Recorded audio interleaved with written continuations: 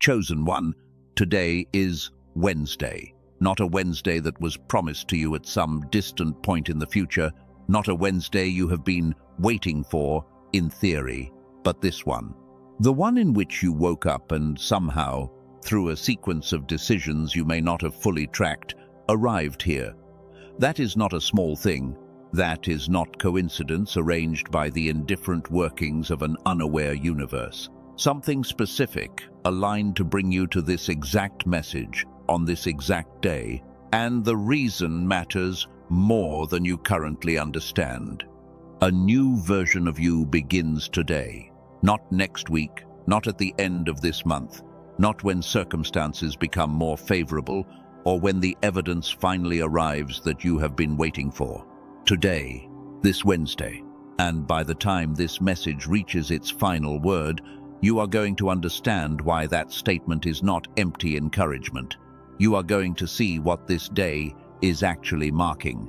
You are going to see what has been prepared for you, what is being unlocked in you right now, and what the person who emerges from this Wednesday was always designed to look like. There have been people throughout history who had a specific day, a day that divided their entire life into before and after, and those people almost always had something in common with each other. They did not choose the day. The day was assigned to them. The oil arrived when the oil was ready. The door opened when the foundation was finished. And often, those people did not feel ready. Often, they were found in fields instead of palaces. Often, the day arrived while they were still in the middle of the ordinary. If you are here on this Wednesday, something has already been decided about you. Something is already in motion. All that remains is for you to receive what is already moving toward you. There is a reason you have been feeling what you have been feeling lately. And when I say lately, I do not mean only this week. I mean the extended stretch of time that has been building toward this Wednesday. The season that has felt simultaneously too long and, now in retrospect, exactly as long as it needed to be. The season that you could not fully explain to others, that you sometimes could not fully explain to yourself, but that you have been living inside of with a kind of quiet faithfulness that most people would not have been capable of sustaining. Let me name what you have been carrying, not in general terms, but specifically. The first thing is a shift that happened without announcement. Something changed in you, and the change arrived before you had words for it, or permission for it, or any external validation that it was real. The things that used to satisfy you stopped satisfying you. The routines that used to feel like home started feeling like a costume. The conversations you used to enter easily now cost you something to sustain. The circle of people you used to feel settled among started feeling like a circle you had quietly grown past. And from the outside, you understand, nothing appeared to be wrong. The life looked the same. The schedule looked the same. But inside, something had shifted. Something had quietly refused to go back to the way it was. You tried to shake it. You tried to remind yourself of the good things, to reframe the discontent as ingratitude, to return to the version of yourself that was content with what used to be enough. But it did not work, not because you were broken, because that version of you was finished, the way a cocoon is finished, the way winter is finished, when the pressure of spring becomes irresistible. Something inside you had grown larger than the container that had been holding it, and no amount of effort to make it fit again was going to succeed. What you called restlessness, what the people around you may have called dissatisfaction, what you sometimes worried was evidence of something wrong with you, was not any of those things. It was your inner architecture recalibrating. It was the divine design inside of you refusing to accept a version of your life that was always too small for what you were built to carry. The restlessness was not the problem. The restlessness was the signal. The signal that the container had to change, not the content. And that signal has been building for a long time toward this Wednesday. The second thing you have been carrying is a tiredness that does not come from your body. You know the kind. You have slept and woken, still carrying it. You have rested and found the weight waiting on the other side of the rest. It has been in your bones, in the particular way that a weight that is not physical settles into the places where physical rest cannot reach.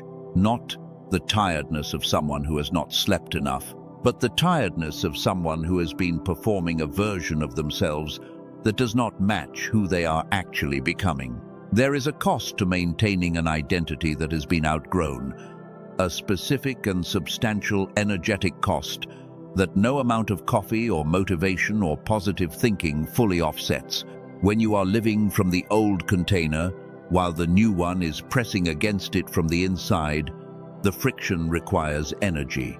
Constant, exhausting, invisible energy. Energy that was never available for the things that mattered because it was all being spent on maintenance.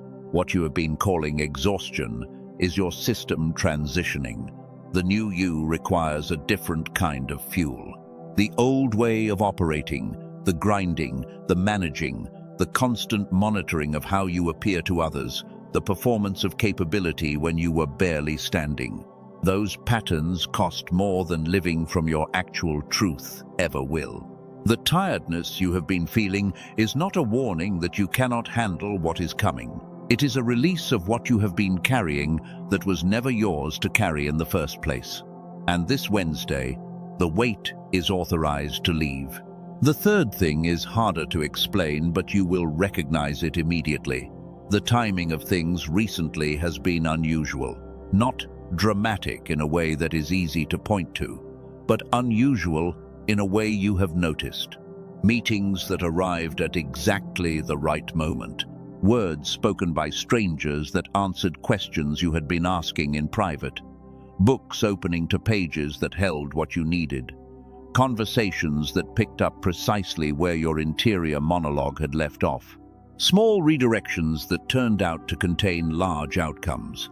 A sequence of events that, when viewed together, does not feel like chance, that feels like something or someone has been lining things up. And the culmination of that lining up is this Wednesday. What you have been interpreting as coincidence is not coincidence in the sense of two things meeting by chance. It is the convergence of a single intention expressing itself through multiple forms, pointing you toward a single destination. The destination is this day. The destination is this message. The destination is the version of you that begins on this side of today. You have not been wandering. You have been walked toward a door, and the door has a name on it. The door has your name on it. The fourth thing you have been carrying is a hunger, distinct from ambition, not the urgent wanting more of someone driven by fear of lack. A different kind. A creative, reaching, burning kind of hunger. The sense that there is something inside you that has not yet found its full expression. Something that wants to be built, to be spoken, to be given. You feel it most clearly in moments of stillness, in the quiet between tasks, in those 2 or 3 minutes before sleep when the noise of the day has finally quieted and what is real has room to surface. There is a voice in that space, and it does not sound defeated. It does not sound resigned. It sounds like the beginning of something that has been waiting a long time to begin. That hunger is not a problem to be managed or a need to be dismissed. That hunger is the new you making itself known. That hunger is the signal that the season of concealment is ending and the season of expression is opening. That hunger has been there for a long time. And the reason it has not faded is not because you have been failing to address it. It is because it belongs to you. It is the signature of the calling that was placed in you before you understood what calling meant. And this Wednesday, that hunger finally has a direction. The fifth thing is a sensitivity you may have quietly classified as a flaw, a depth of feeling that the world around you does not always honor or even acknowledge. You feel what is in a room before the room speaks. You sense when something is wrong before the evidence arrives. You absorb the emotional weight of situations and carry it longer than most people carry their own weight. You have been told, directly or indirectly, that you feel too much, that you need to toughen up, that the sensitivity is something to be overcome rather than something to be leveraged. What if the sensitivity was never a flaw? What if it was the sensory equipment of someone built for a specific kind of purpose? The people who will one day carry what you carry on their behalf, the people you will speak for, create for, serve, lead into clarity. They will not call your sensitivity a weakness, a co. They will call it presence. They will call it discernment.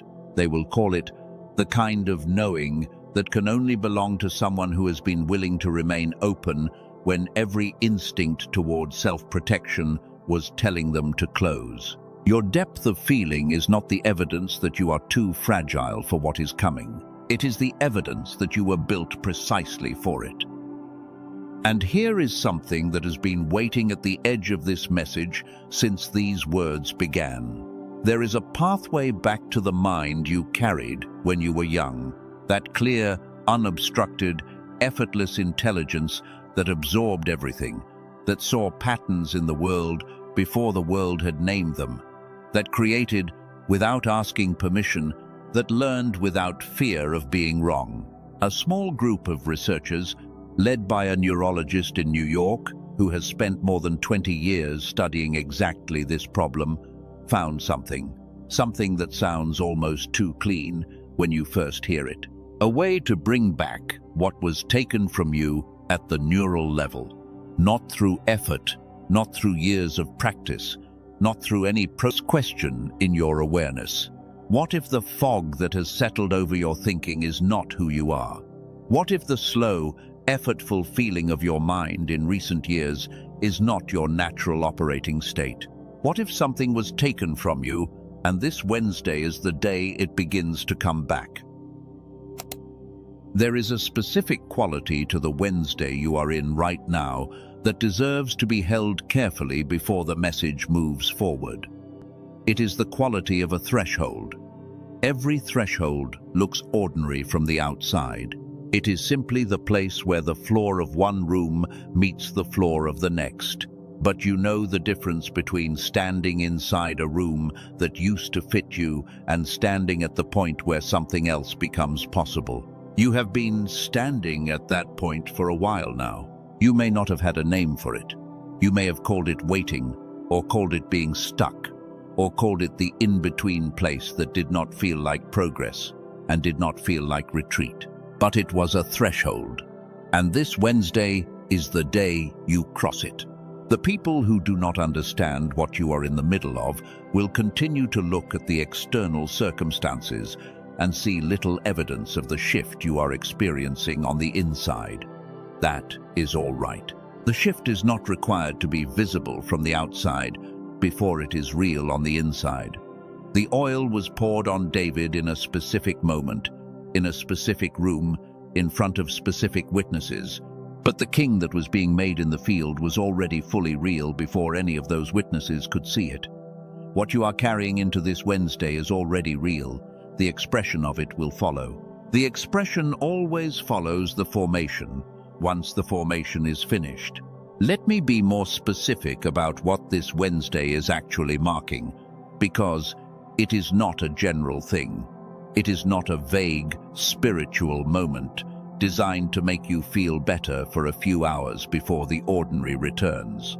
It is the specific close of a specific season, the season that was built around the hiddenness, the season that had protection as its function, the season that operated under the principle of not yet, of almost, of hold on, of wait for what is being prepared to become ready. That season has a close date, and the close date is today. How do you know this? Not because of a feeling, not because of an emotional peak in a message you encountered on a Wednesday morning, because of the evidence of the formation itself. Because of the specific qualities that have appeared in you through the years of the wilderness that could not have been built in a shorter season or a more comfortable one, because of the depth that is now present in you that was not there before the desert, because of the rootedness that the testing installed, because of the capacity for silence that the long seasons of no answer produced. These things are not metaphors. They are the specific outputs of a specific process. And when the process produces what it was designed to produce, the process is complete. The wilderness is complete in you. The formation is complete. What comes now is something different. What comes now is this Wednesday, and everything it is beginning. The signs you have been living with are not random. They do not arrive in a vacuum. They are the specific markers of a person standing at the close of one season and the threshold of another. And I want to return to two of them more specifically before moving further, because they deserve more than the first description. The sign of the changed satisfaction, the way the old things stopped filling what used to be filled by them. I want to be honest about what this actually costs. It does not arrive with a clean sense of spiritual advancement. It arrives with grief, with confusion, with the uncomfortable experience of finding yourself unable to feel at home in a life that from the outside appears to be going perfectly adequately. The people around you may have noticed your quietness in moments where you used to engage, the slight pulling back, the subtle absence of enthusiasm for things that used to produce enthusiasm. They may have asked you if something is wrong, and you may have said no, because there is nothing concretely wrong, because the answer is more complex than the question the asking person was actually able to hold. What is wrong is that you have grown past the container, and growing past a container before the new one is fully built feels like being between sizes. Nothing fits. The old things are too small. The new things are not yet in the wardrobe. You are standing in the gap between what was and what is becoming, and the gap is real, and it has a texture that is neither the texture of the old season nor the texture of what is coming. The gap is what you have been living in, and the close of the gap is this Wednesday. The sign of the sensitivity also deserves a fuller accounting, because the world has spent considerable effort convincing people built with this specific equipment that the equipment is a defect. The language of too sensitive, too emotional, too much, too intense, as if the capacity to feel deeply were a bug rather than a feature, as if the people who experience the world at this depth were failed versions of the people who experience it more shallowly. Here is what the sensitivity actually is. It is the specific equipment of someone who will be required to hold other people in places that require genuine holding, not the holding of someone who is managing from a distance. The actual holding, the standing with, the being present in the fullness of another experience of this person without flinching or minimizing or redirecting to a more comfortable topic. That kind of holding requires the capacity to feel deeply. It requires a nervous system that is not defended against the weight of human experience.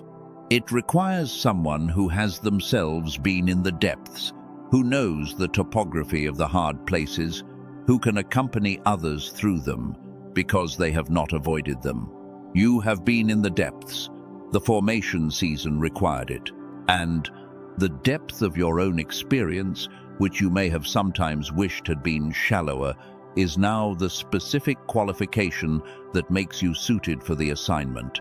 The very thing that has been hard about you, from the evaluative perspective of the world perspective, is the very thing that makes you specifically equipped. The sensitivity is not something to be managed before you can be useful. The sensitivity is the gift through which the usefulness arrives. The reason this Wednesday marks the beginning of the new you is not because something is about to be added to your life that was previously absent. It is because something has been built inside you through the years of the formation season that you have not yet given yourself full permission to live from. The anointing was poured before the coronation. The depth was formed before the exposure. And what this day is marking is not the beginning of the preparation, it is the end of it. Let me tell you about David, not the king, not the celebrated figure with the harp and the psalms and the armor that history remembers. I want to tell you about the shepherd. Before the palace, before the throne, before the armor that did not fit him because his battles had always been fought differently than anyone expected, there was a field. There was a boy no one invited to the ceremony.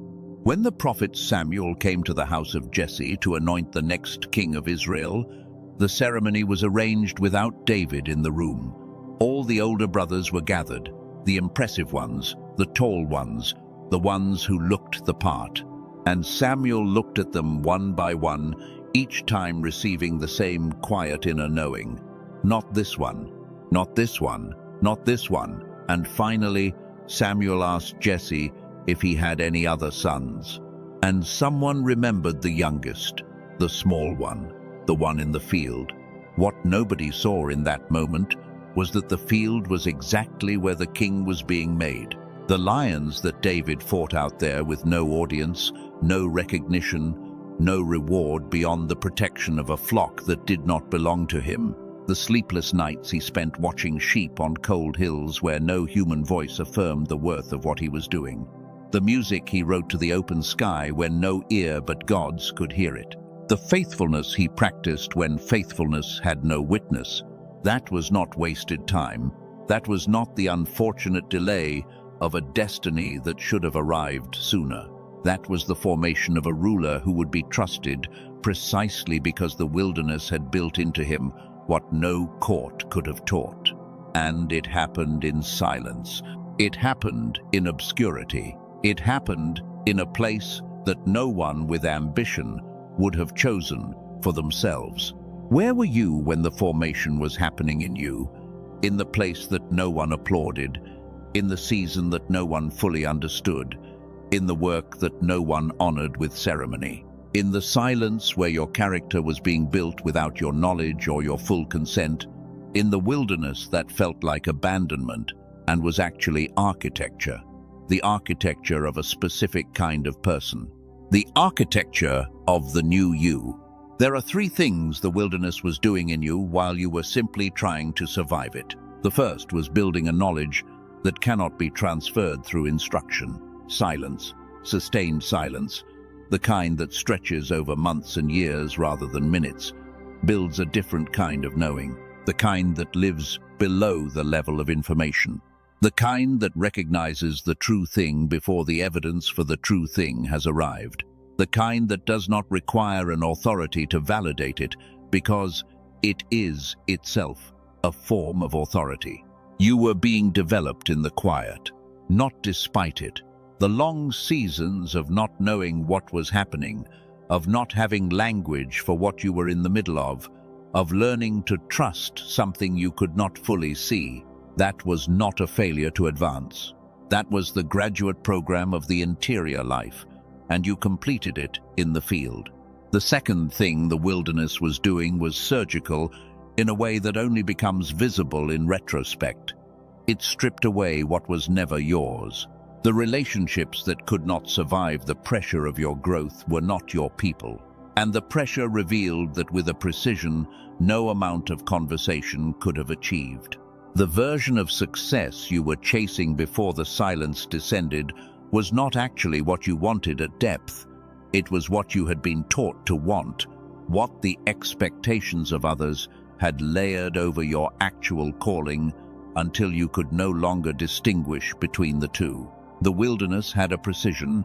It removed, one by one, the things that did not belong to the new you, even when every single removal felt like a loss that you were not equipped to absorb.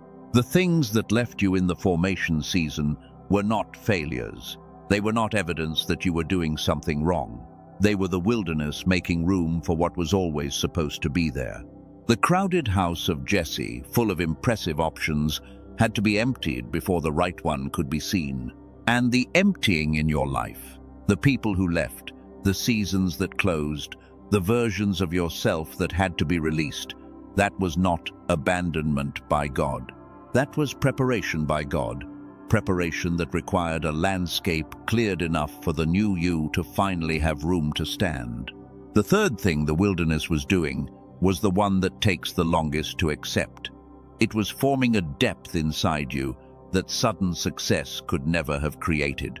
The people who receive everything early, the ones who never walked through a sustained desert season, they often cannot hold what they are given, not because they are bad or undeserving, because the capacity to hold something large is built through the very thing that makes large capacity feel expensive: endurance, resistance, the long practice of trusting without evidence, faithfulness without applause. That depth is what you have now. That depth is the structural difference between you and the version of yourself that entered the wilderness. And it is what the new you carries out of this Wednesday and into everything that follows. When David was finally brought in from the field, when he walked into the room where the oil had been waiting, nothing was added to him. The gifts were already there. The faithfulness had been proven. The courage had been tested in the dark. The music had been written. All that changed was the unveiling. The season of hiddenness ended. The season of expression began. The anointing was not the installation of something new. It was the recognition of what had been present all along. This Wednesday is your oil day. In the original Greek of 2 Corinthians chapter 5, verse 17, there is a word that most translations simply render as the word new. The old has passed away and the new has come. But the word chosen in the original language is kainos. Kainos does not mean new the way a new day follows an old one. The way newer is simply a later version of the same thing. Kainos means new in kind, unprecedented, unquote. Something that did not exist before in that form. It is the word used in Revelation for the new heaven and the new earth, not a refurbished version of the old one, a new thing that did not exist before. The new Jerusalem is not a renovated Jerusalem. It is kainos. The new you that begins this Wednesday is kainos, not a better edition of the old you, not a healed, optimized, upgraded version of what came before, a different kind of human entirely. A version of you that the world has not seen because the formation season that built it has not ended until now. And the world that receives the kainos version of you will not be receiving a continuation. It will be receiving a beginning. Breathe once, just once. Do not reach for anything in this moment. Do not try to process or categorize or evaluate what has already been said. Just breathe. You are in a specific place on this Wednesday, in a specific room or space, with the specific weight of a specific life. And you are still here, still listening, still willing to be reached. Every version of you that gave up before this Wednesday, that stopped trusting, that closed down instead of remaining open, did not make it to this day. But you did. Whatever has kept you moving through the darkness, through the desert, through the days that had no clear explanation, it has been faithful enough to bring you to this exact message on this exact Wednesday. And that is not nothing. There is something important to understand about the formation season that is easy to miss from the inside of it. The wilderness is not primarily about what it removes, it is about what it installs. The removals are painful, and they are real, and they are necessary. But the removals are instrumental. They make room. The primary work of the wilderness is the installation of something that cannot be installed through comfort, through ease, through continuous forward movement, through the uninterrupted experience of favor and recognition and visible progress. What it installs is trust that has no evidence requirement. This is the specific quality that separates the people who come through the wilderness with something from the people who come through it simply relieved to be out. Trust that does not require evidence is not a feeling. It is a posture that was developed slowly and painfully through the repeated experience of trusting when evidence was absent, and finding that the thing being trusted did not abandon you, even when it did not immediately answer you, that posture is now part of your structure. The formation season installed it into your bones, and the new season that begins this Wednesday will require it at levels that the previous season could not have prepared you for. Had the previous season been shorter, or easier, or more continuously rewarding. What David demonstrates about the threshold moment is also worth examining more carefully. The day the prophet Samuel arrived at the house of Jesse was not a day David chose. He did not arrange his own anointing. He did not position himself for visibility. He did not work the room or manage his image, or create the conditions for the recognition that was coming. He was in the field. He was doing the thing in front of him, faithfully, without a ceremony, without a crowd, without any indication that the day would be different from every other day he had spent with the sheep, on the cold hills, under the open sky. The day arrived not because he manufactured it, but because the preparation it required was finally complete. The preparation was complete in him, the willingness to fight the lion, which is to say the willingness to face the thing that should have been too big for him, and to face it without backing down, without waiting for someone larger or better equipped or more officially authorized to handle it. That willingness was installed in the field. The courage to stand in front of the giant would later become legendary. But it was not installed in the battle with the giant. It was installed in the battles nobody saw, in the field, in the silence, in the place where the only audience was God, and the outcome was never going to make it into a story that anyone would tell. That is the quality that the Wednesday season requires. Not the courage of the public battle, though that will come.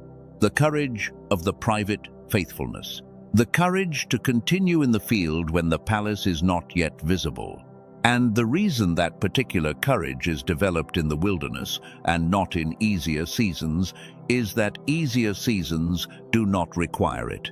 Easier seasons reward you for different things. They reward productivity and output and momentum and performance.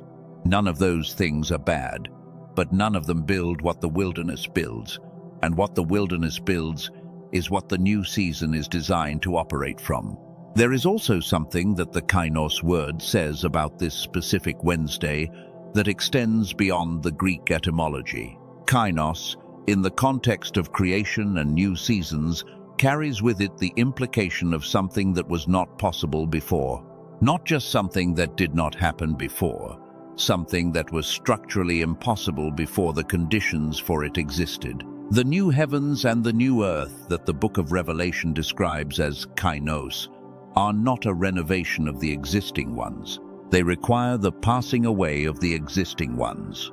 The new you that begins this Wednesday is not possible in the context of the old season, because the old season did not contain the structural requirements for the new identity.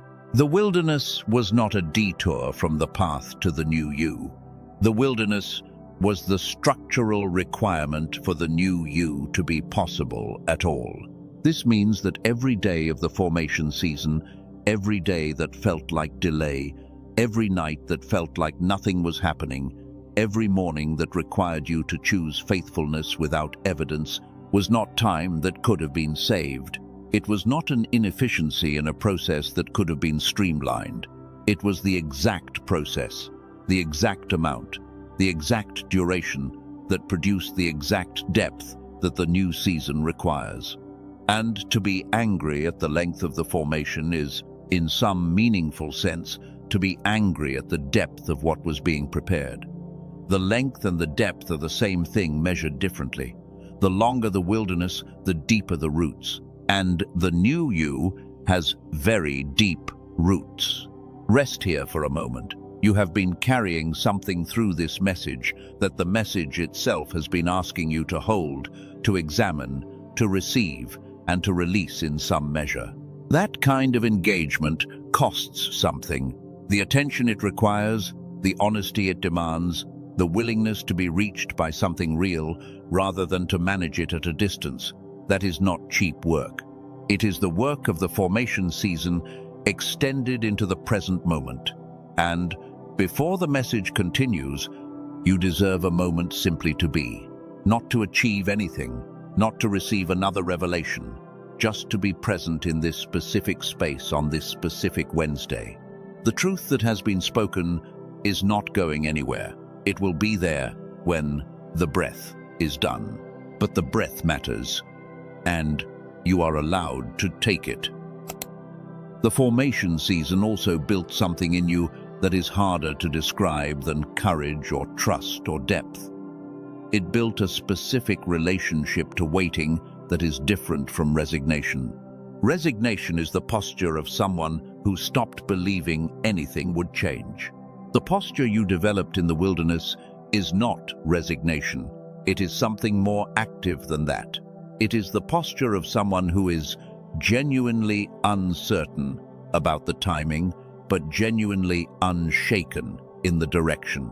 You do not know exactly when the doors will open, but you know which direction you are facing. You know which way the calling points. You know, beneath the surface uncertainty, that you are not lost. You are in the field, doing the thing in front of you, and the day is coming. That posture, the active not yet, is what separates the ones who come through the wilderness ready for the new season from the ones who come through it simply relieved to be out. Relief is valid, but the new season does not run primarily on relief.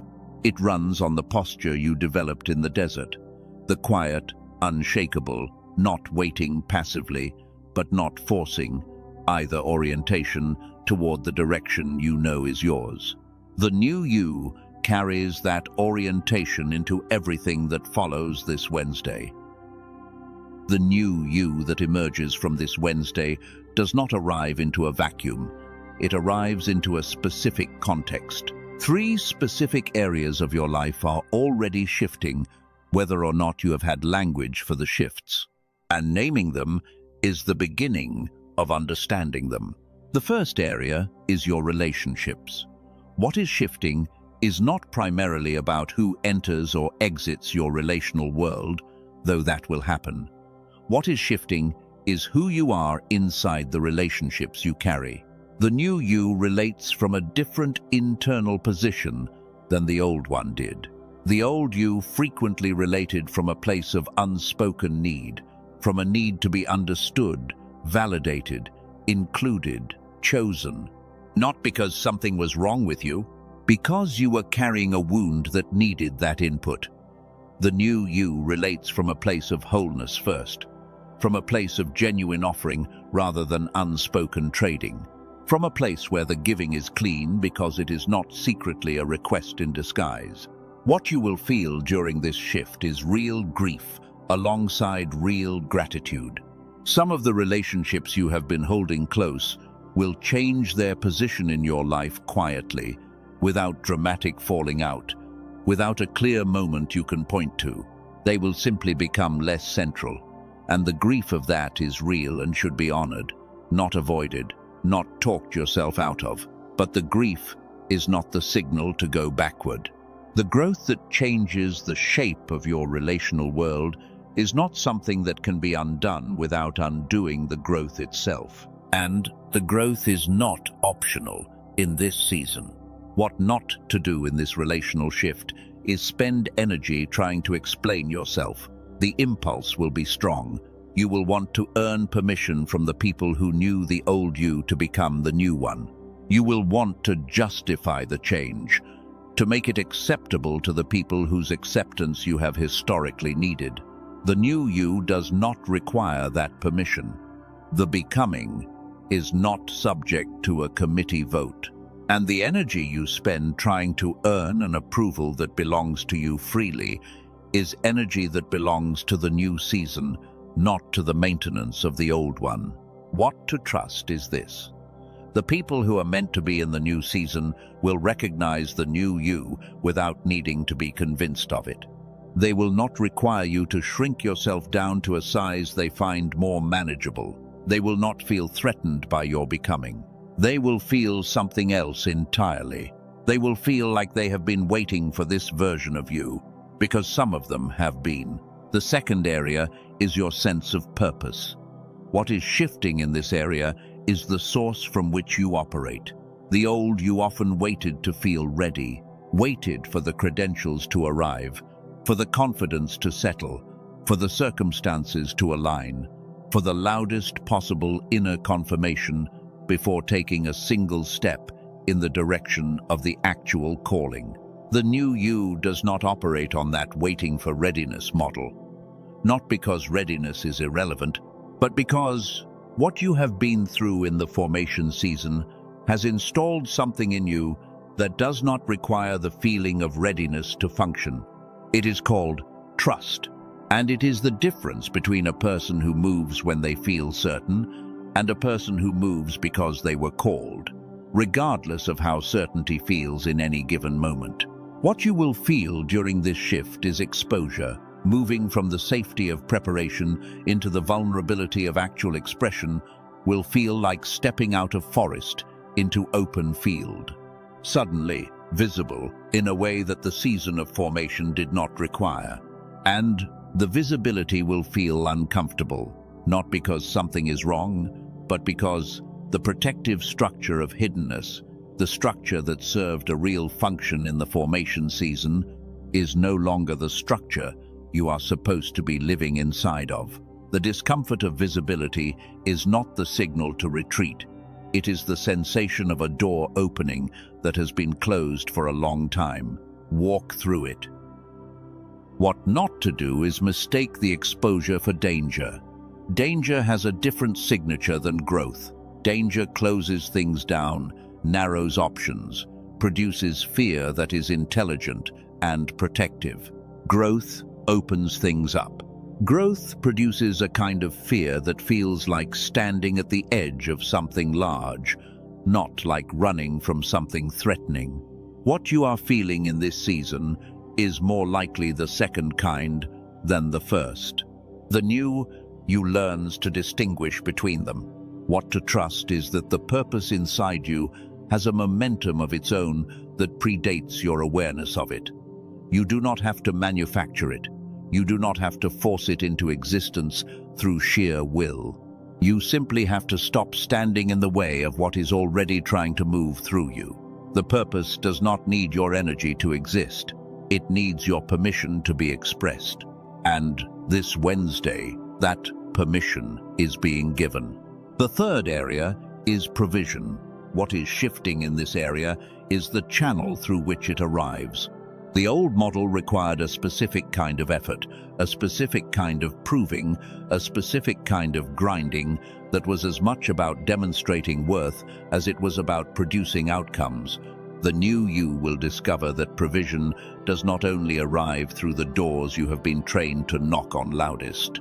Sometimes it comes through a door you did not know existed. Sometimes the breakthrough arrives from an angle that the old strategy would never have approached. What you will feel during this shift is uncertainty. Provision that does not follow the familiar formula requires a different kind of faith to receive. The temptation to run back to the known pattern will be real. The known pattern, even when it was exhausting, had the advantage of predictability. The new channel does not have that advantage yet. That is not a reason to close it. It is a reason to develop a tolerance for the discomfort of the new.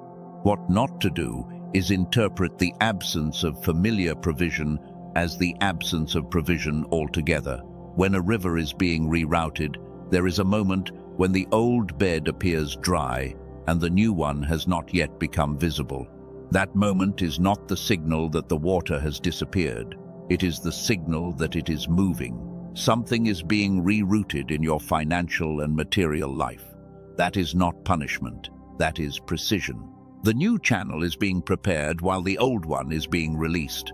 What to trust is that the one who aligned this Wednesday for you is not a God who brings you to the beginning of something new and then withdraws the supply. What is being built in you in this season has a provision structure that matches it. And the provision that matches the new you will look different from the provision that matched the old one.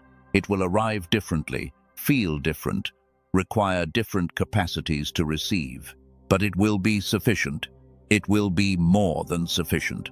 The breakthrough process has phases, and it matters enormously to know which phase you are actually in. Because mistaking one phase for another causes people to do the wrong thing at the wrong time, to push when the season requires stillness, to wait when the season requires movement. Phase 1 was concealment, the season when everything that was being built inside you was below the surface, invisible to the outside world and often invisible to yourself. The gifts were present but not yet expressed. The depth was being formed but had not yet found its full shape. The calling was real but had not yet been given the platform of its expression. You could not see what was happening. On many days, you could not prove to yourself that anything was happening. You could only trust, and often that trust was not easy or comfortable or accompanied by evidence. Phase 2 was preparation. The wilderness itself, the formation season, the stripping away, and the building up, happening simultaneously, in a process that from the inside frequently looked more like loss than gain. The battles fought without an audience to count as credential. The faithfulness practiced without a reward structure that made it rational. The prayers offered into what often appeared to be silence. Phase 2 was long. It was not the brief transition between a comfortable season and a breakthrough season. It was a real and substantial season in its own right. And it is what made the new you structurally ready for what Phase 3 requires. Phase 3 begins today. Phase 3 is the Wednesday season. It is the end of the underground period and the beginning of the expression period. And the single most important thing to understand about Phase 3 is this: you do not have to work your way into it. You do not have to earn it through one more demonstration of patience or faithfulness or endurance. It has already been given. You are already standing inside of it. What this Wednesday is asking of you is not more effort. It is the willingness to receive what has already been prepared. The new you that emerges from Phase 3 operates from a different internal architecture in specific, practical, daily ways. It is worth naming them so you can recognize them when they arrive in the ordinary moments of the ordinary days that follow this Wednesday. The new you receives criticism differently.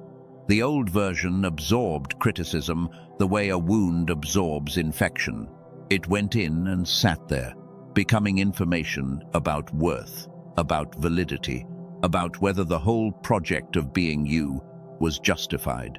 The new you receives criticism the way a trained navigator receives weather reports, data, some of it accurate and actionable, some of it a projection of another person, unexamined fear, some of it noise.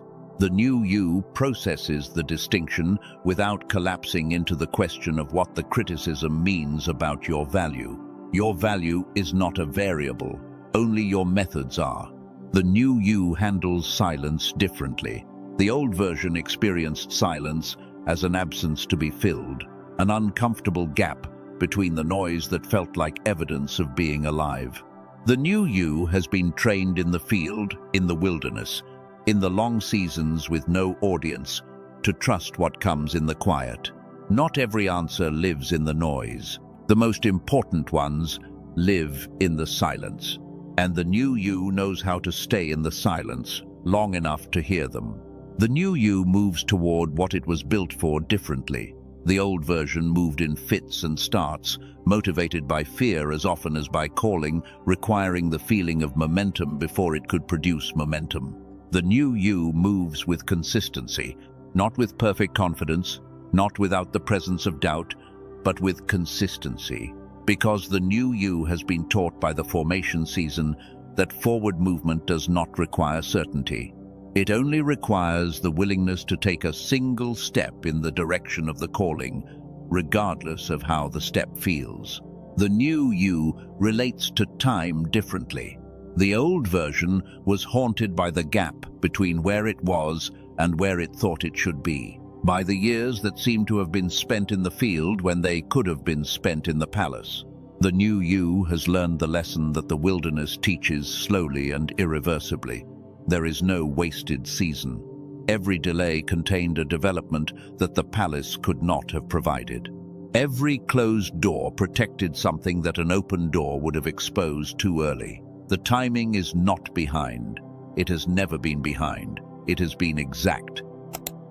Type, I see it in the comments below, if something in this message is landing in you on this Wednesday. Let those 3 words be your declaration that what is being spoken is being received. Not politely, not academically, actually received. And if this message is reaching you, if this Wednesday word is finding the real place in you, gently press the like on this message. Not for the sake of numbers, but so that someone else who has been walking through their own formation season, someone who does not yet know their Wednesday has arrived, so this message can find them the way it found you. There is something I have not said yet, something this message has been building toward since the beginning. Before I show you what I am about to show you, and I will show you before this message ends, there is one more layer you need to understand about the person you are becoming on this Wednesday, because what comes next does not stop at the level of identity or calling or spiritual formation. It reaches into the actual architecture of your mind, the neural level, the biological substrate of the self you have been formed to be. And what I am about to tell you will explain something that years of spiritual practice, years of formation, years of faithfulness in the wilderness did not fully address. It will explain why the thinking has felt slower than it used to, why the clarity comes and goes instead of staying, why the mind that used to feel sharp and effortless in childhood has felt like it is operating behind a fog that no amount of effort fully clears. Stay with me, because this is the part that changes something specific. The practical shape of the blessing in the area of relationships also deserves a fuller description, because the relational dimension of the new season is one of the places where the most specific and most testable changes will appear in the ordinary fabric of daily life. The new you approaches conflict differently. The old version of you, particularly in the formation season, often carried conflict with a heaviness that did not match the specific weight of the individual disagreement. Because underneath the surface conflict, underneath the presenting disagreement about a specific thing, lived the accumulated weight of the uncertainty of the season. The wondering if you were doing the right thing, the wondering if you were becoming the right person, the wondering if the relationships you were investing in were the ones that would last. All of that background weight made the surface conflict cost more than it should have. The new you is not walking with that background weight. The background question has been answered. The formation is complete. The new you encounters conflict as what it actually is, which is almost always much smaller and more workable than the old version made it feel. The new you also gives differently. There is a specific liberation in moving from a giving that was, beneath its genuine generosity, a form of protection, giving as a way to be needed, giving as a way to maintain connection with people who might otherwise not choose you, giving as a way to produce the feeling of safety in relationships through making yourself indispensable. That giving was not entirely false. The generosity in it was real. But the architecture beneath it was fear-based. And the new you gives without that architecture. The giving of the new season is clean. It is the overflow of a full vessel rather than the offering of a person trying to fill someone else, so that the someone else will fill them back. That kind of giving is lighter. It is more free, and paradoxically, it produces more real and more lasting connection than the heavier version ever could. In the area of purpose, there is also a specific quality of the new season worth naming in practical terms. The new you will notice that the opportunities that align with the actual calling arrive with a different texture than the opportunities that are available but not assigned. Assigned opportunities have a quality of fit that unaligned opportunities do not. Aligned opportunities feel like being in the current of a river rather than paddling across it. There is still effort involved. The current does not do the work for you, but the direction of the effort is aligned with the direction of the movement, which means the effort produces something different, at a depth and a speed that the effort of misaligned activity does not produce. Part of what the new season will ask of you is the ability to say no to the opportunities that are available but not aligned, even when they are impressive, even when they come with the kind of validation that the formation season did not provide. The validation hunger that was built in the desert can make the new season treacherous if it is not acknowledged, because the new season will bring validation. And some of the validation will be attached to opportunities that are not your assignment. The ability to receive the validation and decline the opportunity is a specific capacity of the new you that the old you did not fully have. The old you needed the validation more than it could afford to decline the opportunity. The new you can distinguish between being seen and being called. The provision shift also has a practical dimension that is worth naming before the message moves on. One of the most disorienting experiences of the new season for people who have been deeply conditioned by the old models of provision is the experience of receiving. Not working, not producing, not performing, but receiving. Provision that arrives through a channel that requires no effort beyond openness. That can feel wrong to someone who has been trained to believe that nothing real arrives without being earned through the familiar forms of grinding effort. The new season will include both.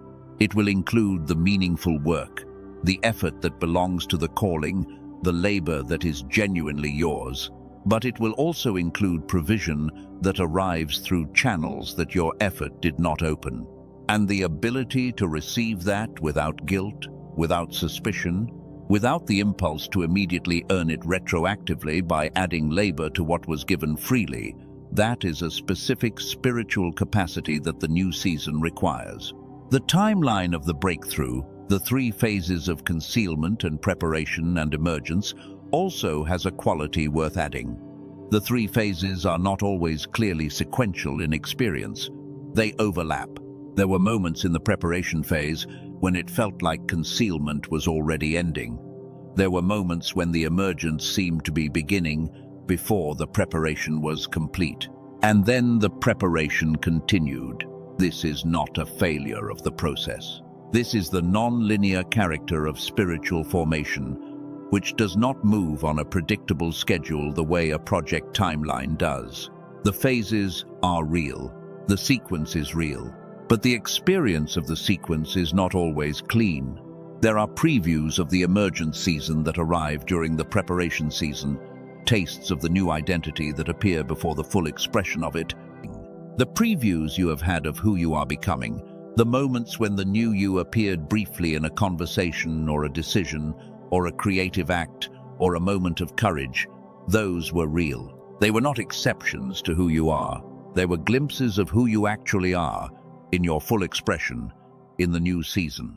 And the new season, this Wednesday, is when those glimpses stop being the exception and start being the norm. There is one more practical teaching that belongs in this section before the message moves toward what needs to be addressed directly. The new you will encounter a specific temptation in the new season that the old you did not face in the same way.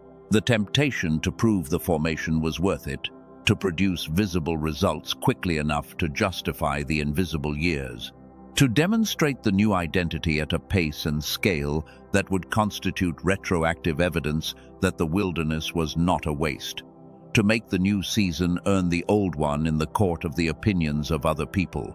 The new you is not equipped to resist that temptation through effort. The more you try to not prove it, the more the proving instinct resurfaces. What the new you does instead is root itself so deeply in the truth of what was built in the wilderness that the opinion of the court becomes genuinely less relevant. Not irrelevant in a performatively indifferent way. Actually, less relevant, because when you know what was built, when you can feel the rootedness of it, when you have access to the depth that the formation produced, the external validation, while still pleasant, is no longer the source. And a person who is operating from source rather than from the need for external confirmation of the source produces something that eventually produces its own evidence. The fruit comes, not because you forced it, because the roots are deep enough now to produce it. That is the practical truth of the new season. The roots produce the fruit. The formation built the roots. The new you trusts the roots. And this Wednesday is the day the trust becomes operational. The obstacles section also has a layer that belongs to the full accounting of what stands between the old you and the new one. It is not only the internal story, not only the doubt and the guilt and the past identity. There is also a practical dimension to the transition that deserves honesty. The new you does not arrive with an automatic support structure. The people and environments that supported the old you, the ones that were designed for the container that is now being left, those environments will not automatically reshape themselves around the new version. Some of them will. Some of them will grow with you, but some of them will not. And the disorientation of moving through a season of emergence without the full backing of your previous support structure is real. It is not evidence that the emergence is wrong. It is evidence that the emergence is genuinely a new thing, a kainos thing, which, by definition, does not have pre-existing support structures built for it. What the new you learns in this specific disorientation is how to receive support from sources that the old identity did not have access to, because the old identity did not need them. The people who needed you to stay in the old container were, in some ways, providing a kind of support through the pressure of their expectations. The pressure kept you oriented. Now the pressure is gone, or is being withdrawn, and the orientation must come from a different source. The source is what was installed in the formation season, the internal compass, the knowing that does not require external validation, the trust that does not require evidence. These are not just spiritual poetics. They are the practical navigational tools of the new season. The new you also navigates comparison differently. In the formation season, comparison was a particular form of suffering. Looking at the trajectories of people who seemed to be moving at a pace your own movement was not matching. Looking at the visible results of others and wondering what was wrong with the invisible work being done in your own wilderness. Comparison in the formation season had a specific sting because the formation was not designed to produce visible results. It was designed to produce roots, and roots are invisible. You cannot compare roots. You can only compare the visible things. So, in the formation season, comparison was always comparing your invisible process to the visible output of someone else. The comparison was always structurally false, but the pain of it was real. In the new season, the comparison will attempt to return, not with the same sting, because the new you is not in the formation season anymore, but with a different flavor. The temptation in the new season will be to compare the pace of the emergence to the pace you feel it should be happening at, to measure the early, visible results of the new season against the full expression of it that you can see in your imagination. That comparison is also structurally false, because the imagination of the full expression is the destination. The early results are the beginning of the road. You are not behind the destination. You are on the road to it, and the new you knows the difference. What God does with a person who has been through a full formation season is never subtle. It is always proportional to the depth. The depth that was built in the wilderness is what the new season is proportional to. And the new season, in its full expression, will eventually require the full depth that was built. The expression may start quietly. The emergence from the field to the palace is not always immediate or dramatic from the outside, but the trajectory is toward the full expression. And the full expression of the kainos version of you is what this Wednesday is marking the beginning of, not the end. The beginning. Everything you see from this day forward in the area of the calling is the beginning of that trajectory. The neural dimension of the new season also deserves one more word before the sacred closing begins, because the whole brain activation that was described in the earlier section is not a separate track from the spiritual formation. It is, at the biological level, the mechanism through which the spiritual depth finds its full expression in the material world. When you experience the kind of knowing that arrives without thinking, the creative insight that appears as receiving rather than generating, the intuition that precedes the evidence, the ability to hold complexity without being overwhelmed by it, all of these are expressions of the integrated brain operating as it was designed to operate. All of these are the biology of the calling in its full expression. The formation season built the spiritual depth. The neural restoration addresses the biological mechanism through which that depth expresses itself in the world. Both are real, both are necessary. And the Wednesday that begins the kainos season is the Wednesday in which both things are available simultaneously. The roots of the formation and the restored hardware to express what those roots have grown. The willingness to move and the full cognitive capacity to move effectively. The calling and the neural infrastructure the calling requires to operate at its full capacity in the world. This is not a coincidence of timing. The formation season ended when it ended for specific reasons, and the availability of what Dr. Barone and his team developed for the precise moment of emergence that follows the formation is part of what makes this Wednesday the specific and unrepeatable day that it is for you. The single greatest obstacle standing between you and the full expression of the new you on this Wednesday is not your circumstances. It is not the history that came before this day. It is not the people who failed to see you, the opportunities that closed at the wrong moment, the years that felt like they did not count. The greatest obstacle is a story you have been living inside of for so long that it stopped feeling like a story and started feeling like the truth. And on this Wednesday, that story needs to be looked at directly. Not judged, not avoided. Looked at. The old identity has a gravity to it. When you have been through years of difficulty, years of waiting, years of being invisible to the rooms that mattered, years of faithfulness without recognition, the mind does something that it is designed to do and cannot be faulted for. It builds a self-concept around the experience, not consciously, not in a way you would have chosen if you had been given the choice, but slowly, through repetition, through the accumulation of evidence that piled up in a single direction, you began, at some level beneath conscious thought, to equate the difficulty with yourself. To believe that the waiting was your natural condition, that the invisibility was your default setting, that the fog and the frustration and the not-yetness were not circumstances you were passing through, but facts about who you were. And here is the cruelest dimension of the old identity.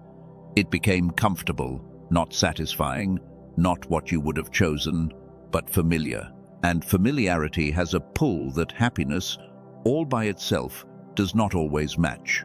You knew how to navigate the world as the person who was still waiting. You had developed strategies for managing the gap between where you were and where you felt you should be. Those strategies were exhausting. They required an enormous amount of ongoing effort to sustain, but they were known. And known is safe in a way that new is not, even when known is painful, and new is the beginning of the life you were built for. The new you requires releasing that navigation entirely, retiring the strategies of the waiting season, walking away from the internal management system that was built for a condition that no longer applies. And the part of you that learned to survive through the predictability of the old identity will resist this release with a strength that surprises you. Because what feels like resistance to change is often the protective system doing exactly what it was built to do, protecting you from the vulnerability of hoping again, expecting again, becoming again. The doubt also has a particular signature in this season, different from the doubt of the deepest pit, different from the survival faith of the most desperate wilderness moments. This doubt arrives at the threshold, at the beginning of the breakthrough, not at the bottom of the breakdown, and it is more sophisticated than the earlier kinds. It does not say you cannot do this. It says, what if this falls apart? It says, what if you receive it and lose it? It says, what if this is just another version of the things you hoped for before that arrived and then did not stay? It says, be careful. It says, protect yourself. It says the distance between where you are and where this is pointing is large enough that the fall, if it comes, will be the worst one yet. I need you to hear this clearly. That voice is not discernment. Discernment protects you from genuine danger. That voice is the protective mechanism of a nervous system that learned, through real experience, that hope comes with exposure, that exposure comes with potential loss, and that the way to avoid loss is to limit hope. It is a structure that served you in the survival season. It has no business managing you in the breakthrough season. The new you names that voice without obeying it. The new you says, I hear you. I know exactly where you were built and why, and I am choosing this direction anyway.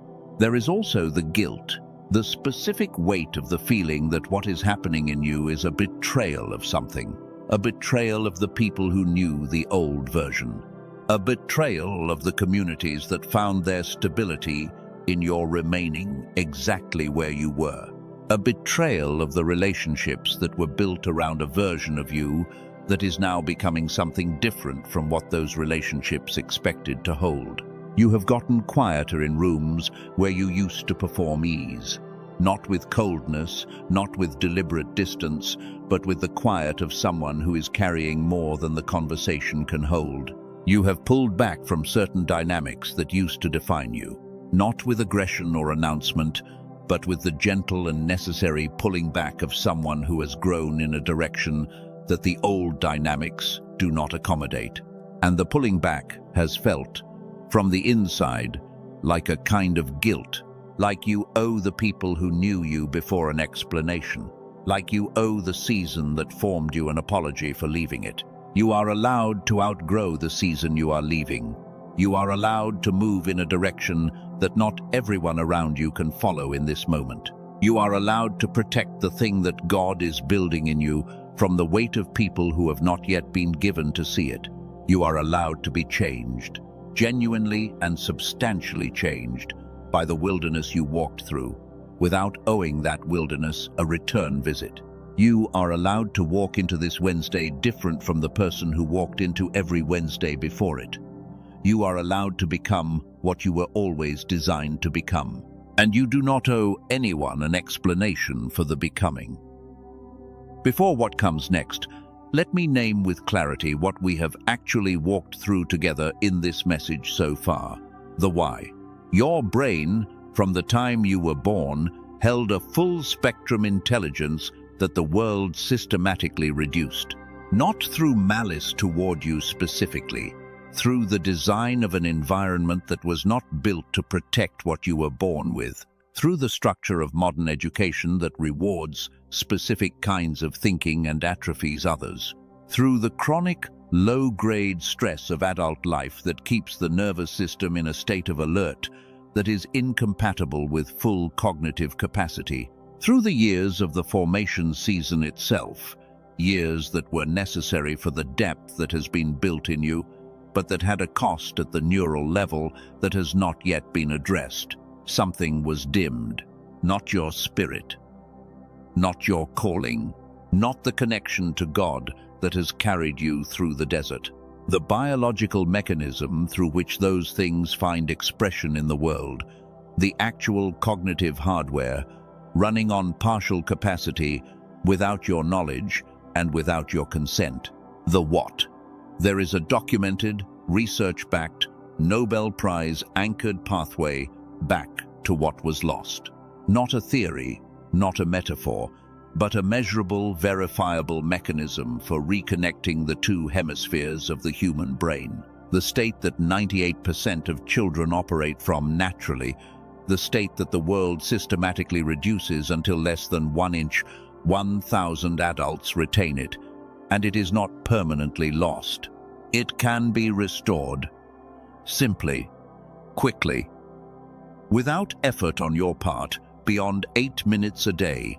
The who, you, the one who made it to this Wednesday, the one whose roots are deep enough now to handle the height that follows, the one who endured the formation season without understanding its purpose and emerged from it with a depth that sudden success could never have built. The new you that this Wednesday marks the beginning of is not only a spiritual emergence, it is a neural one as well. And that matters because the calling on your life does not only need a willing spirit, it needs a brain that is firing on all of what it was built to hold. There is a specific pattern of experience that points to exactly what was taken from you, and when you hear it, you will recognize it because you lived it. When you were young, there was a quality to the way your mind worked that you may no longer experience as an adult, a sharpness that came without effort, a creativity that arrived without needing to be summoned, a kind of knowing that did not feel like thinking, it felt more like receiving. You absorbed languages faster, you made connections across information that others did not see. Problems that you later spent hours on came to you in moments. Learning felt almost effortless in ways that it no longer does, and at some point, without a clear announcement, that began to change. The change was gradual, so gradual that most people never identify it as a single event. They simply notice, at some point in adulthood, that the mind feels slower than it used to, that recalling a word takes longer, that the creative insight that used to arrive freely now requires conditions to produce it, quiet and rest, and the absence of stress, and even then, does not always come. That the learning that used to feel natural now requires effort that the learning itself did not cost before. And the tendency is to attribute this to age, to stress, to the natural dimming of capacity over time. But it is not age. It is not the natural course of a mind maturing. It is the disconnection of the two hemispheres. The left and right sides of your brain, which are built to function as an integrated whole, have been progressively operating more independently from each other. And the integrated state, the state in which both hemispheres work in full synchronization, is the state that produced everything you remember about the effortless quality of your younger mind. This was not your fault. It was not the result of choices you made or did not make. It was the predictable outcome of living in a world that is designed to activate the left hemisphere and deactivate the right one. The world of deadlines and bills and performance and comparison and chronic low-grade survival pressure, that world has a systematically reducing effect on the whole brain state, not because it is evil. Because it is not designed with the maintenance of your full neural capacity in mind. There was a woman in Manhattan who grew up inside a story about her family. Her mother had told her, from as far back as she could remember, that they were born under the wrong star, that there was a pattern of bad luck that had attached itself to their line and made success permanently elusive. Her father had given 22 years of complete faithfulness to a company, 22 years of showing up early and staying late and building things that lasted. And the company closed down the same week he was finally promoted. He never collected a single paycheck at the level he had spent over 2 decades working toward. She carried that story into everything she did. The family curse, the pattern that could not be broken, the star they were born under. And then she encountered what I am about to tell you about. A few weeks later, something shifted. The romance in her marriage, which had become something more like polite cohabitation, returned. An insight she had in a meeting solved a problem her entire team had been stuck on for months. She was promoted, and she said something that has stayed with me. She said the family curse is gone. What she had believed was a spiritual inheritance was, at least in significant part, a neural one. And it was reversible. Here is what the science says clearly. In 1981, Dr. Roger Sperry received the Nobel Prize in Physiology or Medicine for proving that the two hemispheres of the human brain are not simply redundant backup systems for each other. They process information in genuinely different ways. And when they operate in synchronization, the whole brain activates in a way that neither hemisphere produces alone. Researchers studying flow state at the University of California documented the same state in Steve Jobs when he described the moment the design of the iPhone came together in his mind. In Taylor Swift, in the process of performing for 80,000 people and entering a state in which the music seemed to play through her rather than from her. In Nikola Tesla, solving problems in his imagination at a speed and accuracy that took teams of engineers years to verify in the physical world. That state is not mystical in the supernatural sense. It is neurological in the documented sense. It is whole brain activation, and 98% of children operate from it naturally.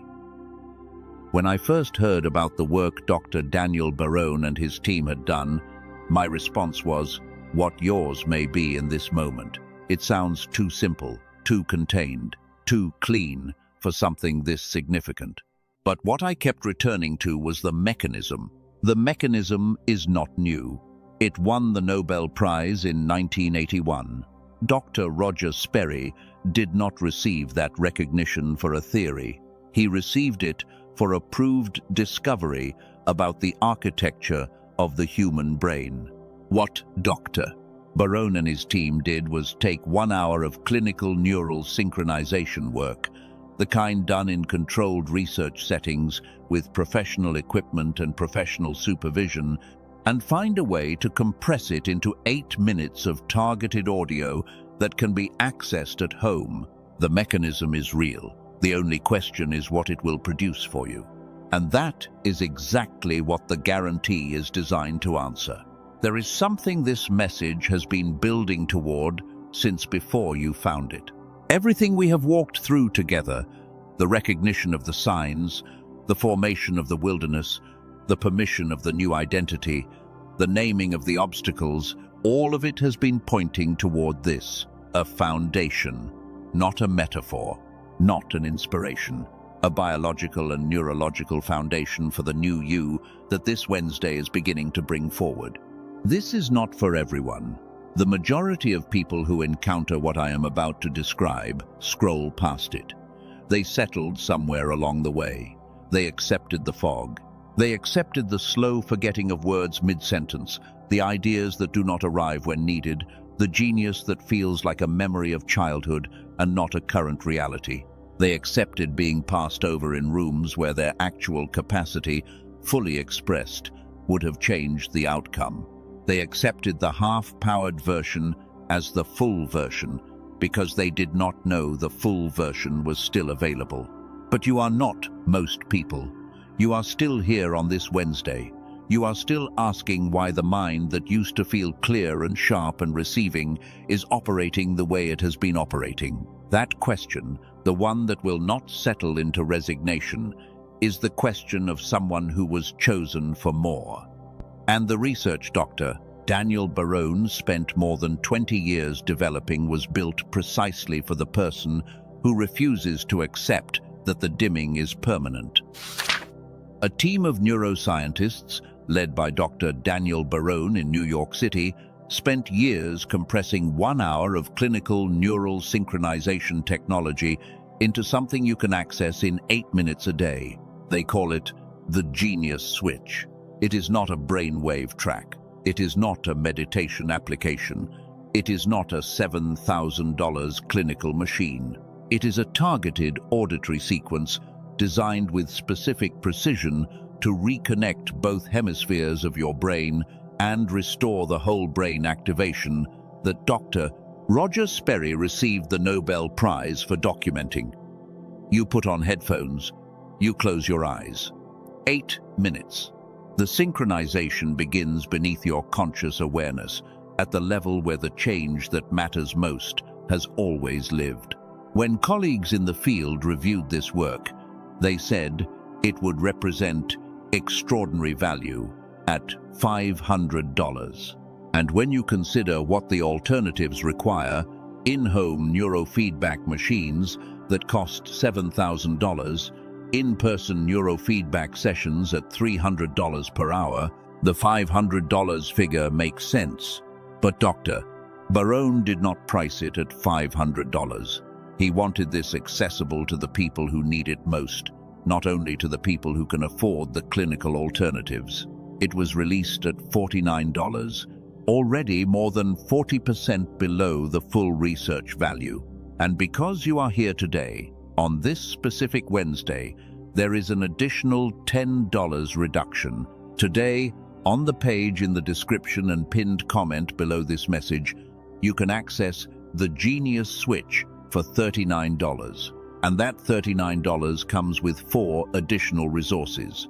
A guided visualization developed by one of the top creators on the Calm application, walking you through what your life looks like in 4 specific areas as the Genius Switch activates. A grocery guide identifying the 10 foods most commonly available in American households that actively block brain function, plus 5 specific ways to reduce what you spend on food by $100 or more per month. A book more than 100 years old. That is the documented root of virtually every modern teaching on abundance and attraction, available individually for $20 online, included here at no additional cost, and a printable infographic of the 5 habits most reliably associated with the kind of future you are designed to build, designed to be printed and kept visible. The entire package, the Genius Switch plus all 4 bonuses, is backed by an ironclad, full money-back guarantee. Listen for 8 minutes. Listen 80 times. If it does not do what it was designed to do, you receive every dollar back without condition. One thing that matters, if you search on streaming platforms or video platforms for tracks labeled with words like whole brain activation or neural synchronization, you will find content. Dr. Barone and his team examined a significant number of those tracks.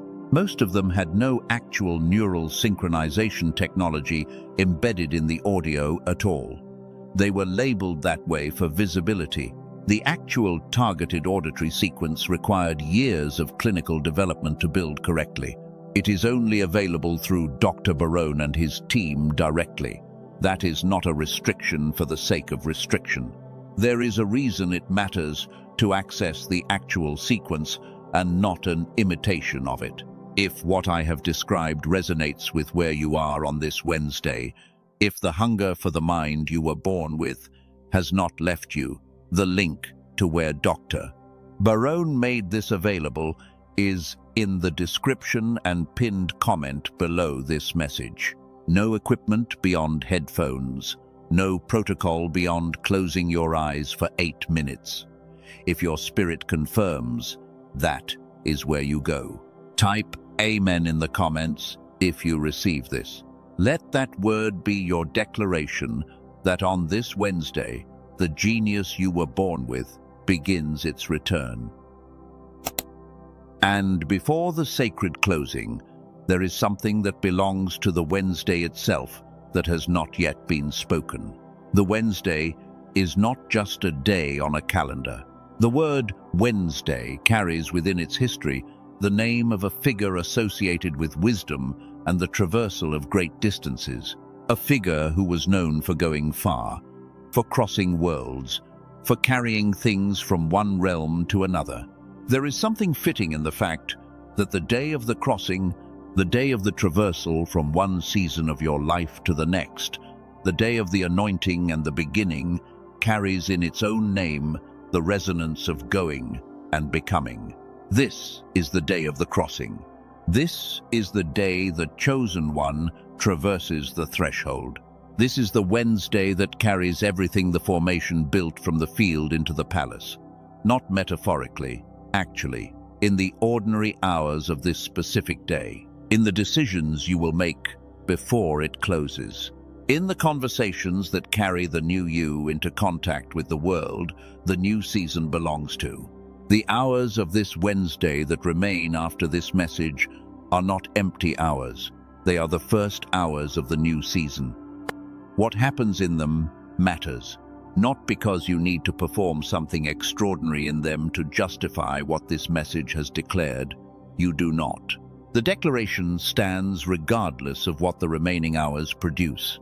But how you inhabit the remaining hours of this Wednesday, how present you are in them, how willing you are to let the new posture, the open hands, the receiving child, the rooted builder, the grounded truth carrier, to let that posture inhabit the ordinary moments, that is the beginning of the story this Wednesday is starting. There is still one more thing this Wednesday needs to name, not what you have been through, not what is available to you, who you are. Right now, today, in the body and soul you inhabit on this specific morning or afternoon or evening of this specific Wednesday. Because the new you that is beginning today is not an abstraction. It has a particular shape, and that shape has a name. You are the light bearer. You carry illumination into spaces that have been confused for a long time without knowing why they were confused. This does not manifest as always having the answer. It does not require you to perform knowledge you do not possess. It manifests as something more particular and more powerful than knowledge. When you enter a room, something in the room shifts. The quality of the conversation changes. The unspoken things, the things that have been circling without landing, find a safer surface to settle on. People have told you things they had not told anyone else. Not because you requested confidences, not because you asked the right questions, but because something in your presence creates the conditions in which truth becomes bearable to the person carrying it. That is not a small gift.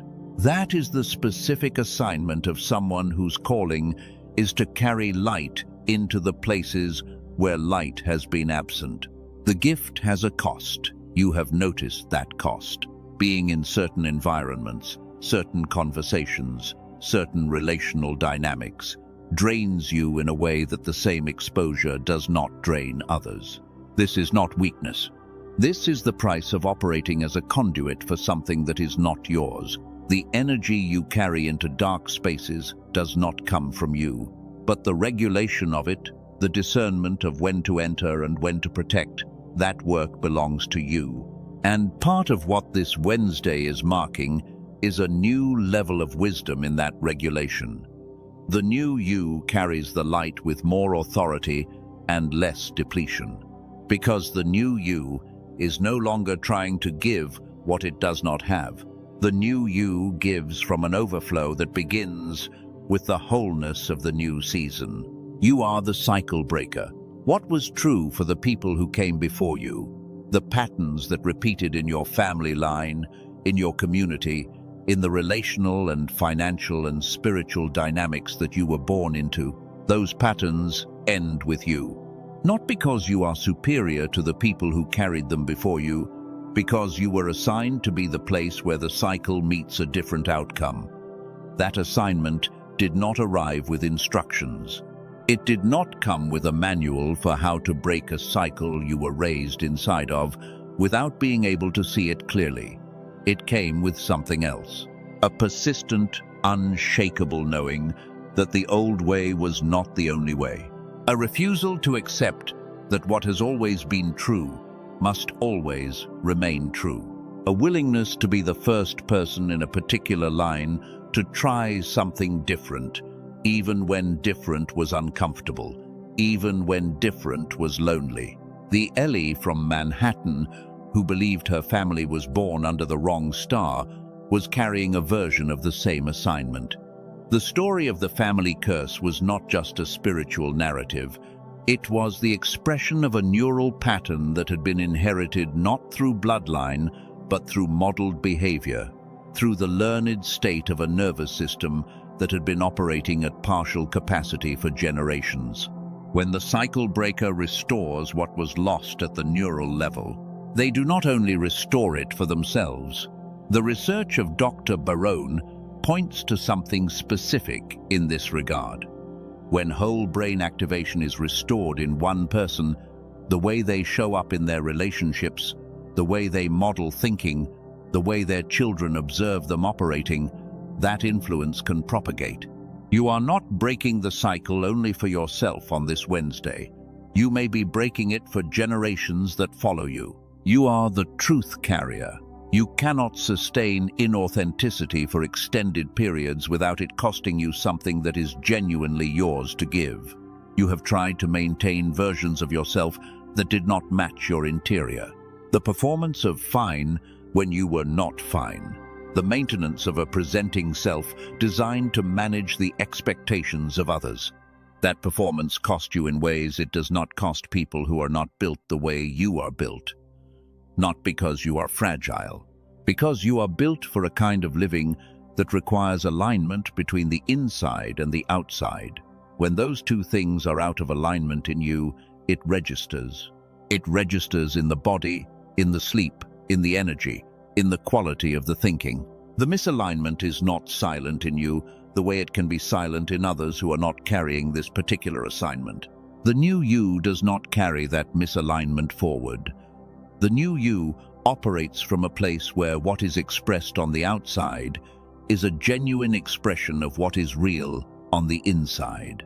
Not because the new you has no complexity or shadow or difficulty, but because the new you has learned through the formation season that the cost of inauthenticity exceeds the cost of vulnerability, that being seen, actually seen, in the truth of what you are, is less costly in the long run than the years of energy spent maintaining a version of yourself that was designed to be acceptable rather than real.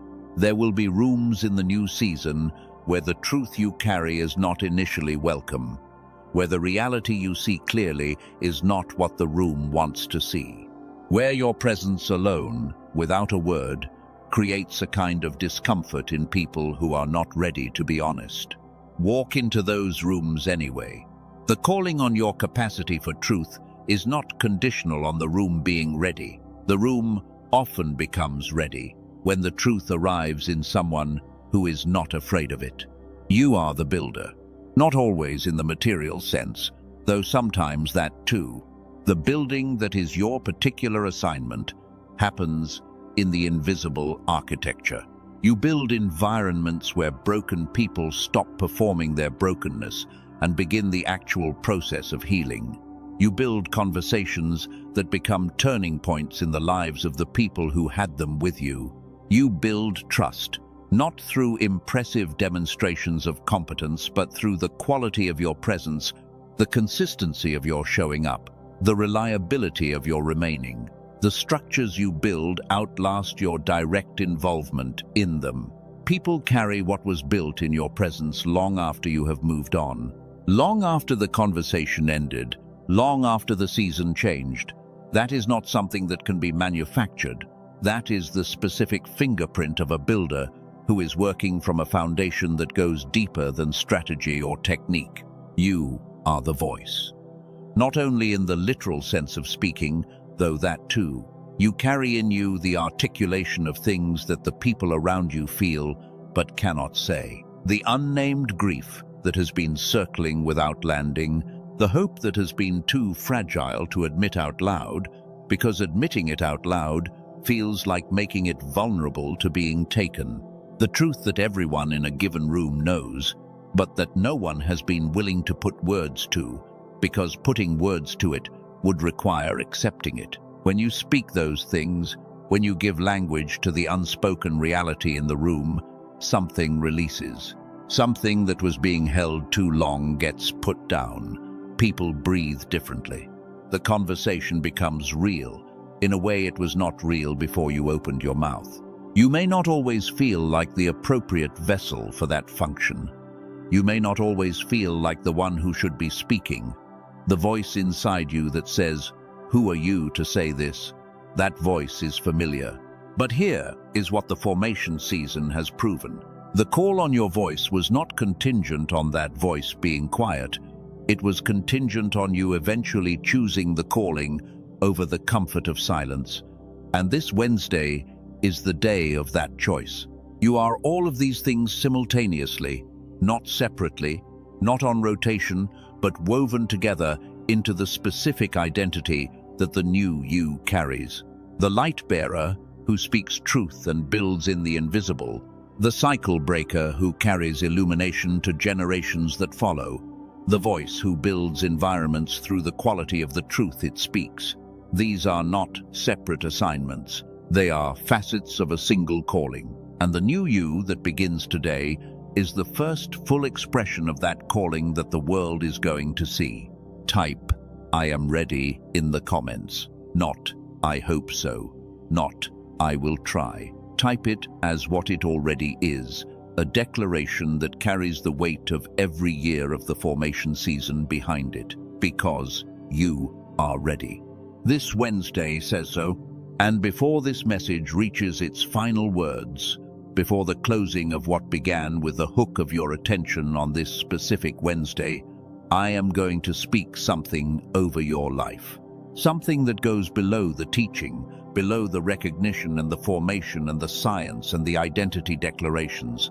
Something that reaches the root level of who you are and seals this day into a place that the feeling cannot reach and the doubt cannot unsettle. Stay with me.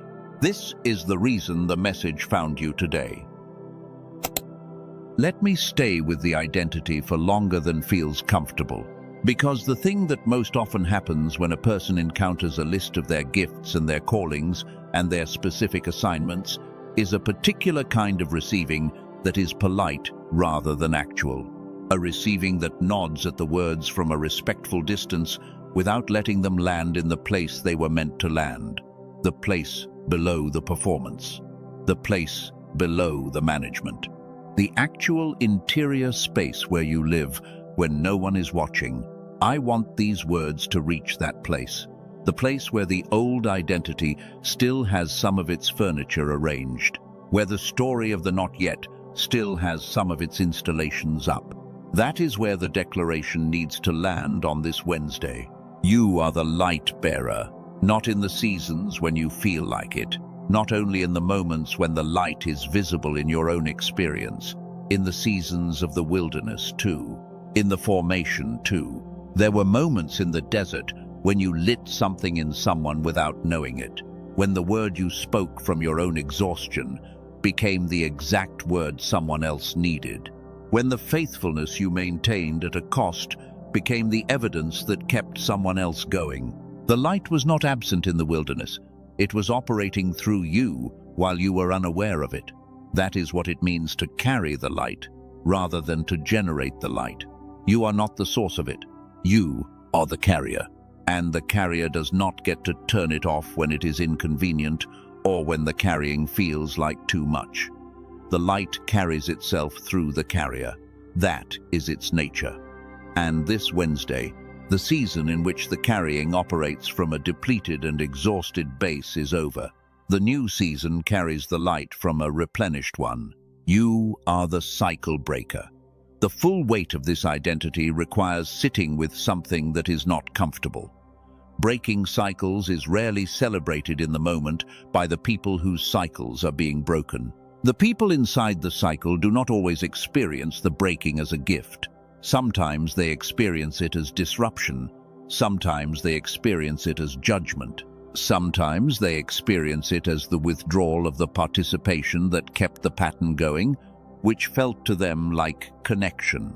The cycle breaker is often the loneliest person in the room, not because they are isolated, Because the specific thing they are doing, the ending of the pattern that everyone else adapted to, requires a kind of standing apart that feels like loneliness, even when there are people present. You have felt that specific loneliness, the loneliness of the person who sees what everyone else is adapted to and cannot simply adapt along with them. The loneliness of the person who refuses to participate in the version of the relationship or the dynamic or the family story that requires diminishment of what they actually are. That standing apart is not pride. That standing apart is the function of the assignment. And the cycles that end in you do not only end for you. When a person who was supposed to carry a specific pattern becomes the place where the pattern stops, what gets built in its place has the potential to propagate in the same direction the original pattern propagated, only differently. The question is what gets built, and the answer is the new you, the kainos version, the one whose roots are deep enough to hold something that the previous versions of the pattern did not hold. You are the truth carrier. There is a specific expression of this identity that the new season will require that the old season protected you from. The expression that carries truth not only in private, not only in the one-on-one, not only in the safe spaces where truth is welcome and expected.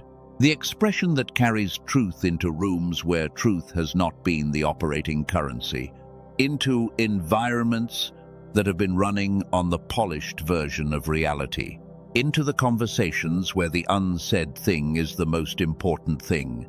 The new you does not only carry truth in the safe spaces, the new you carries it in the unsafe ones. This is not the same as confrontation for its own sake.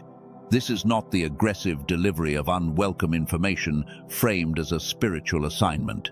This is the settled, grounded, non-combative presence of someone who does not pretend that the thing everyone in the room knows is true is not true. The difference between those things is tone, is rootedness, is operating from security rather than from the need to be right. The new you carries truth with the same quality that the wilderness carried it in you during the formation season, quietly, without fanfare, without the need for the room to immediately validate the truth that was offered, because the new you learned in the wilderness that truth does not require the immediate agreement of the room. It only requires the fidelity of the carrier.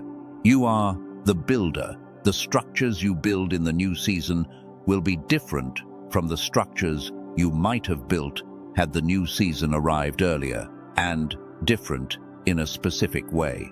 They will be built for duration rather than impression. The structures that are built from the impulse to demonstrate capability, to produce visible results quickly, to justify the years of the formation season through rapid visible output, those structures are often impressive and often brief. They are built from the energy of relief, from the finally getting to of someone who waited a long time.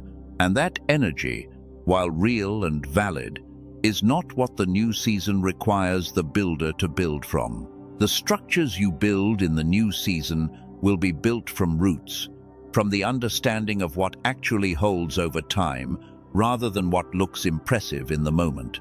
From the accumulated knowledge of how things fail and what is required to prevent those specific failures. You know how things fail, because you have been present at the failures of things in your own life and in the lives of people you have carried.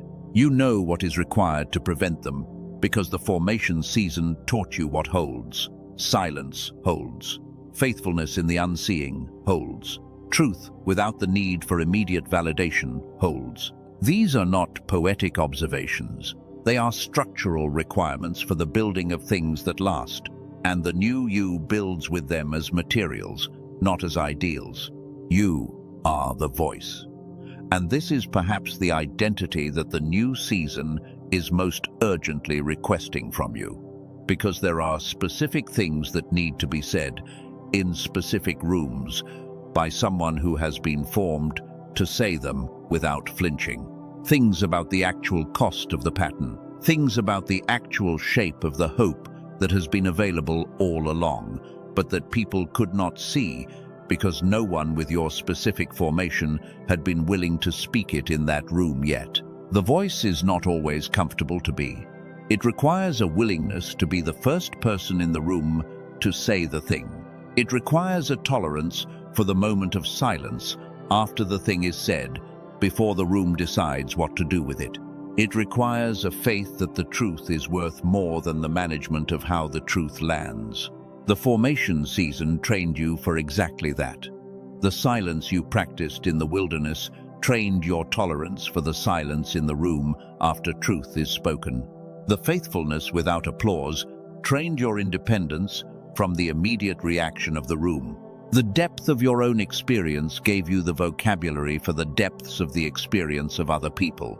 You are the most equipped person in many of the rooms you will enter to say the thing that needs to be said. And the new season is the season in which the saying begins. One more thing about the collective nature of what this Wednesday represents. You are not the only one who is standing at this threshold today. There are chosen ones all across this world who are in the same formation season at the same stage of it, facing the same Wednesday. They are in different languages, different traditions, different economic circumstances, different geographic locations. But the interior landscape they are navigating is recognizably the same. The signs are the same. The wilderness is the same. The depth being formed is the same. And the Kainos season opening today is the same. This is not a coincidence of timing. This is a specific movement happening in a specific generation of people who were formed for this season. And you are part of it, not a peripheral part, a central one. What you do with what this Wednesday begins matters beyond your individual story. It matters in the larger story of what this generation of chosen ones is being formed to do. The way this message found you matters as much as anything the message contains. You did not stumble onto this accidentally. The specific sequence that led you here, the search that preceded it, or the recommendation that produced it, or the quiet pull that turned your attention in this direction on this particular Wednesday, that sequence was not random. It was the culmination of a long series of small alignments, each of which was moving you toward this specific word on this specific day. And what that means practically is that the message was prepared for you at the same time you were being prepared for the message. The formation that happened in you was happening alongside the preparation of what would find you at its completion. You were not alone in the wilderness. The wilderness was being worked on both sides simultaneously, your inside and the outside that was being aligned to receive you, both of them ready now, both of them arriving at the same Wednesday. The people who will be most impacted by the new you are not always the people you are currently imagining. The Kainos version of you will reach people in contexts you have not yet entered through a voice that is still finding its full range, in rooms that have not yet been built. The impact of the formation is almost always larger and more specific than the person being formed can predict from inside the wilderness. David, in the field with the sheep, would not have been able to write the accurate description of the scope of what was coming. He could not have known the scale of the story. He was just in the field, faithfully, one day at a time. And the scope arrived anyway, not because he strategized it, but because the formation was faithful to its own design. Your formation has been faithful to its own design.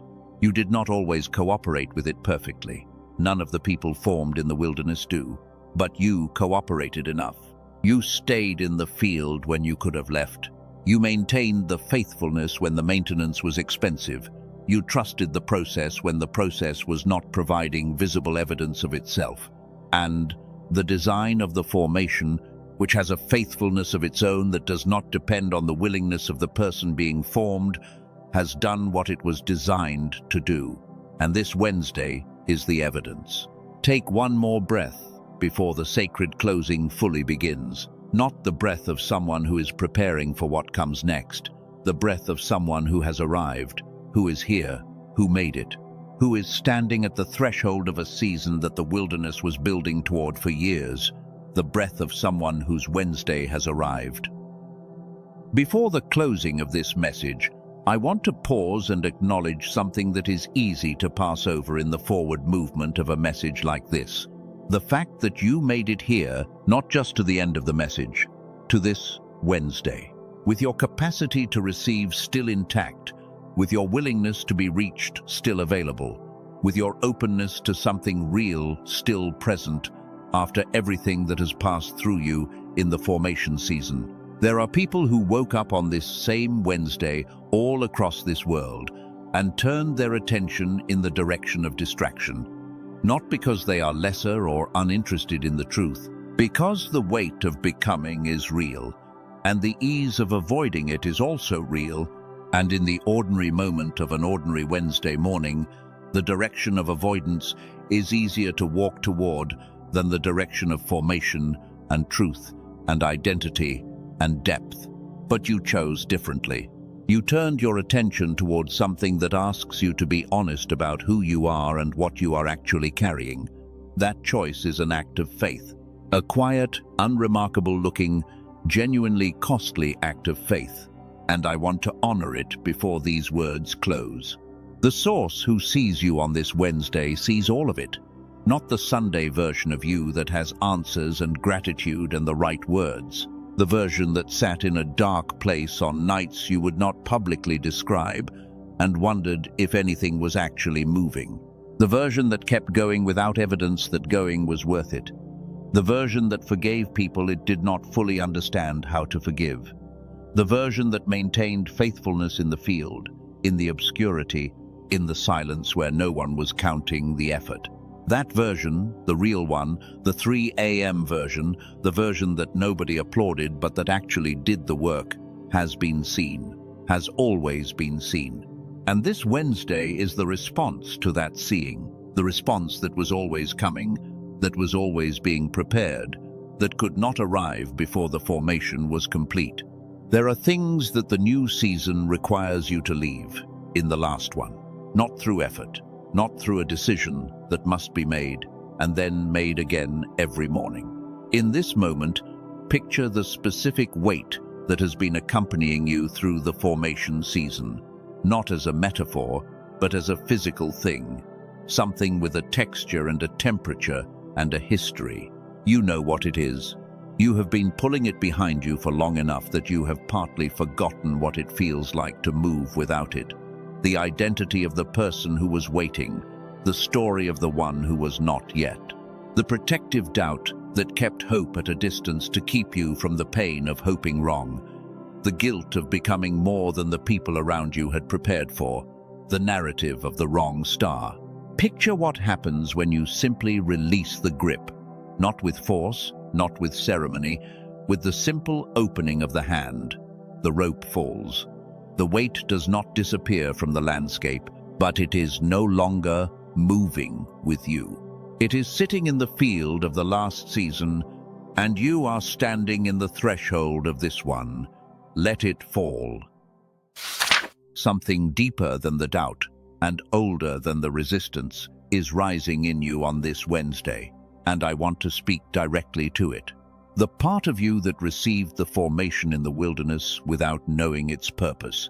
The part of you that showed up faithfully in the field when the palace seemed permanently unavailable. The part of you that chose honesty over performance, depth over impression, the real thing over the acceptable thing, even when the real thing was costly and the acceptable thing was comfortable. That part of you is what has been building, not the performance, not the strategy, not the version that was designed to be palatable, the real one, the one formed in silence, the one that the oil was always being prepared for. Cover now what has just been released from the reclaiming that will be attempted. The protective mechanisms that were built over years of exposure and disappointment run deep. They do not surrender easily. They will attempt to recover what the hand just let fall. But they will find that something has shifted in the architecture, because what has taken root in you through this Wednesday, through this message, through the willingness you brought to it, is deeper than the mechanisms that attempt recovery. The truth of the calling always outweighs the fear of the calling. The new you is not held in place by the absence of resistance. The new you is held in place by the depth of the roots, and the roots are not shallow. The roots were built in the wilderness. And now I speak this over you, not as encouragement, not as motivation, as declaration spoken over a life that has earned the receiving of it. You are the chosen one who made it through the entire wilderness to this Wednesday.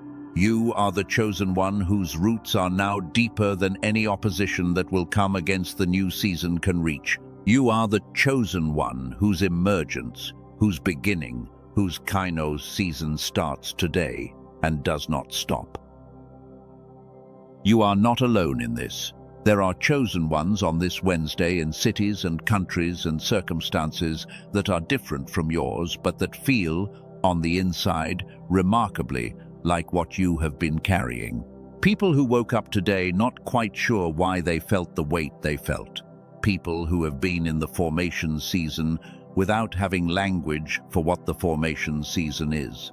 People in different languages and different traditions and different parts of the long story of this world arriving at the same door on this same Wednesday. This is not only your emergence. This is collective, and you are part of it. If there is someone who came to mind as you walked through this message, someone who has gotten unusually quiet lately, someone who is carrying more than they are currently saying, someone who is in the middle of a shift they cannot quite explain, send this message to them. You do not need to add an explanation. You do not need to frame it with context. Just send it. Your choosing to do so might be the very thing that means their Wednesday finds them. And so it is. One more thing. You are not the person who arrived at the beginning of this message. The one who pressed play was carrying something you just set down. That person was still inside the navigation system of the waiting season, still operating from the internal architecture of the old identity, still managing the world from the familiar strategies of someone who had not yet arrived at their Wednesday. You are not that person anymore. And what happens from this specific Wednesday forward is different. Not because the circumstances automatically change, because you do. Because a person who is genuinely and substantially different in the roots will produce genuinely and substantially different fruit in the same soil. The becoming has begun, and it began today. You are not leaving this message the same. What was spoken into you today went somewhere real, below the feeling, below the initial response, into the same deep place where the formation happened, where the roots grew, where the oil was poured in the field before the palace ever came into view. What is written there on this Wednesday is permanent in the way that matters. Type "I am the new me" in the comments. Not "I will try," not "I hope to be." Type it as what it already is.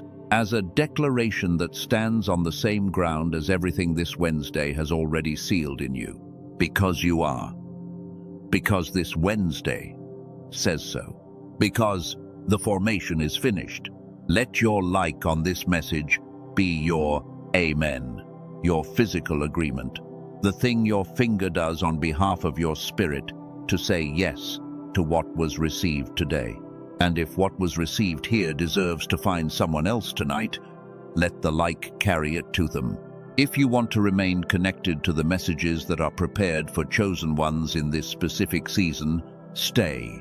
There is more coming. More of what was spoken here today. More words that will find you at the exact Wednesday when you need them. And for those who felt the pull toward what Dr. Barone has developed, if the hunger for the mind you were born with is still alive in you, and this message has added something to that hunger, the link is in the description and pinned comment below. Only if your spirit confirms. Only if it feels like the next step that belongs to this Wednesday. There is a person in your life.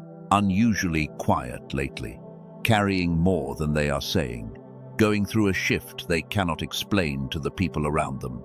The formation is happening in them the way it happened in you. They have not had language for it.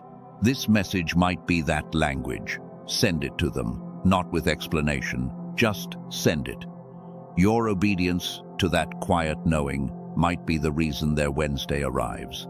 May what was spoken over your life today take root in a soil that no storm of doubt or opposition or returning circumstance can reach. May the new you that begins this Wednesday have legs that carry it through every season that follows, through the valleys and the peaks and the ordinary Wednesdays of the years ahead. May the hemispheres of your brain return to the synchronization they had when you were young, and all things were still possible in the way children know them to be possible. May the calling that was placed in you before you had language for it find its full expression in this new season. May the voice inside you that has been quieted find its full range and its rightful audience. May the genius switch, dormant now, come fully back to life. May the kainos season that begins today be more abundant than anything the old season, for all that it built, could have produced on its own.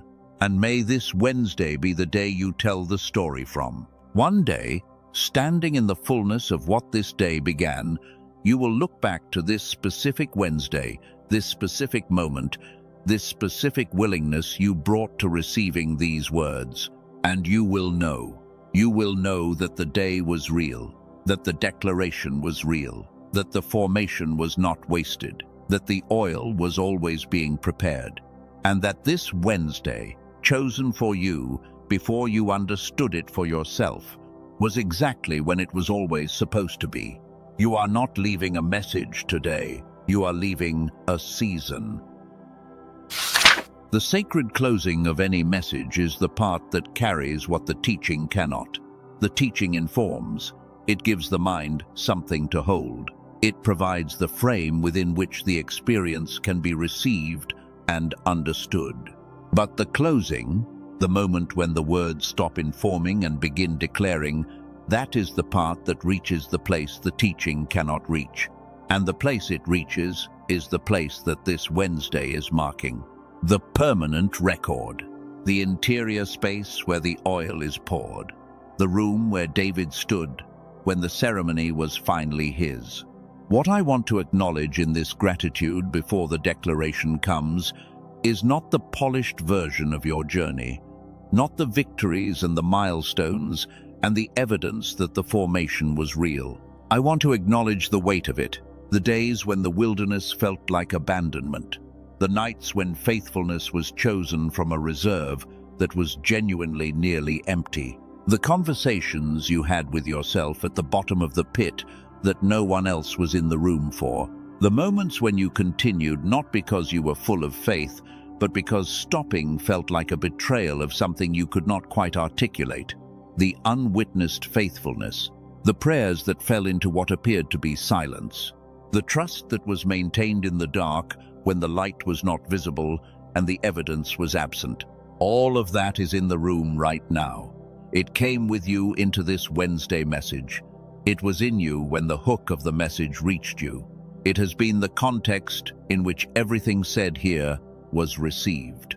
And the source who sees you sees all of it, sees the weight that was carried to get here, sees the years of formation that this Wednesday is built on, sees the depth that the wilderness built and that the new season is designed to express. And what is being spoken from that seeing, what the response to that specific faithfulness is this Wednesday, this message, this threshold, this beginning. There is also something that belongs in the release that is more specific than the general weight of the formation season. There is a specific version of yourself that you have been carrying that has served its function and is now finished. The version that knew how to wait, that knew how to be faithful in the dark, that knew how to sustain itself on very little visible evidence. That version was heroic, and it is no longer the version the new season is asking for. The new season is asking for the version that knows how to receive, not the version that knows how to earn, not the version that knows how to justify its own existence through output, not the version that needs to demonstrate the worth of the formation through impressive visible evidence delivered quickly, the version that knows how to simply open its hands and let what was prepared come in. That is a different posture entirely, and the releasing that this closing is asking for is specifically the release of the posture that was required in the wilderness, the earning, the proving, the maintaining, and the taking on of the posture required in the new season, which is the posture of the child who simply receives. The Matthew chapter 18 verse 3 instruction that Jesus spoke is not metaphorical in the way it is usually treated. Become like little children, not perform like little children, not feel like little children in an emotional sense, but become structurally in the way you relate to what is given like a child. A child does not interrogate the gift before receiving it. A child does not ask what the gift cost, does not wonder if the gift is really theirs, does not set it aside to earn it retroactively. A child opens their hands and receives. That is the posture of the new season. That is what this Wednesday is inaugurating. The posture of the one who was formed to hold something large and who finally, today, opens their hands to receive it. And now, the declaration, spoken not because you need to be reminded, but because something that is spoken in the physical world that takes up space as sound, that enters the air and the room, and the specific Wednesday you are living, has a different quality than something merely thought. This is the specific function of the closing declaration in this tradition, not magic, not performance. The simple act of allowing the truth to be spoken aloud in the world it belongs to. You are the chosen one who made it through the entire wilderness to this Wednesday. You are the chosen one whose roots are now deeper than any opposition that will come against the new season can reach. You are the chosen one whose kainos emergence begins today and does not stop. And now, the quiet, the settled authority of the close. Not a new emotional peak, not another wave of intensity. The quiet of a thing that has been sealed, the quiet that follows a declaration that needs no amendment or qualification or further explanation, the quiet that is its own kind of fullness. And so it is. Amen. These words are not the last thing that belongs to this Wednesday. There is something that happens in the silence after the declaration that no declaration can contain. The specific quality of the silence that follows a real sacred moment is different from the silence that follows a simply dramatic one. You may notice, in the moments after these words end, a quality of settledness that the pre-message version of you was not carrying. Not euphoria. Not the temporary emotional lift of a well-crafted, inspirational experience. Something more quiet and more permanent than that. Something that does not depend on the feeling sustaining itself. Something that simply is the way the roots of a tree simply are, regardless of whether there is currently wind or rain or sunshine to make them visibly relevant. That quality is the evidence of the formation season completing itself. That is what was being built all along through every day of the wilderness, not the feeling of being okay. The actual structural okayness that does not depend on the feeling, the rootedness that holds whether or not the holding is currently required. That is what you are carrying out of this Wednesday, and it is not contingent on anything that follows this message. You carry it into the rest of this Wednesday, into the conversations that are waiting for you, into the decisions that this day or this week will require, into the rooms where the new you is about to be introduced to the people who are going to know you in the new season. You carry it not because this message installed it. This message only named what was already there. What was already there because of the years, in the field, because of the oil that was poured in a room that only a few witnesses saw, because of the faithfulness in the wilderness that was building something that could hold the weight of this new day. What happens now is not about this message. It is about what you do with the Tuesday and the Thursday and the Wednesday after next. It is about whether the posture of the child who receives travels with you out of this message and into the specific ordinary texture of the days that follow. It is about whether the declaration spoken today becomes the ground from which the Wednesday of next month and the Wednesday of next year is lived. That is the question this message is ultimately asking. Not what you feel right now, what you build from here. The answer to that question is the story this Wednesday begins.